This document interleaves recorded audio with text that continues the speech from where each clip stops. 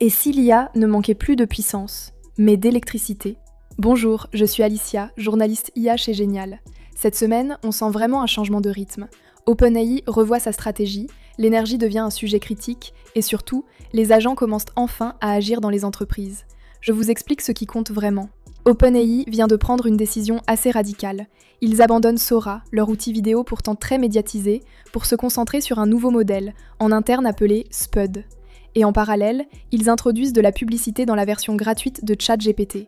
Ce que ça montre, c'est que la priorité n'est plus aux démos impressionnantes, mais à la course aux modèles et à leur rentabilité. L'IA devient un business sous contrainte. Et la vraie question maintenant, ce n'est plus est-ce que ça marche, mais comment ça se finance sans dégrader l'expérience.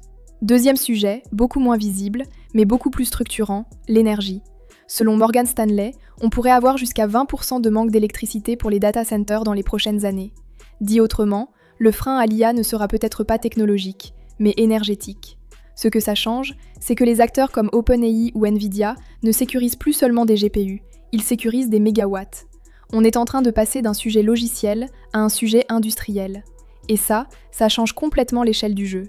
Troisième point, et probablement le plus concret, les agents. On est dans l'ère des IA qui agissent.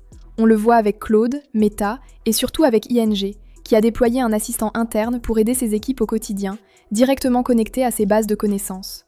Résultat, moins de temps à chercher l'info, plus de temps à traiter. Et ça, c'est un vrai basculement. Parce que la valeur ne vient plus du modèle en lui-même, mais de son intégration dans les usages métiers. Dernier point rapide, la manière dont les IA accèdent à l'information. Avec des modèles comme Chroma Context 1, on ne cherche plus à tout faire tenir dans le modèle. On apprend à mieux aller chercher la bonne information au bon moment. Et ça repose sur la recherche sémantique. En gros, l'IA ne cherche plus des mots, elle comprend le sens. Et c'est exactement ce qui permet aujourd'hui d'avoir des réponses vraiment pertinentes dans des bases de connaissances complexes. Si on prend un peu de recul, toutes ces actus racontent la même chose. L'IA est en train de quitter la phase expérimentale pour devenir une vraie infrastructure, avec des contraintes économiques, énergétiques et opérationnelles.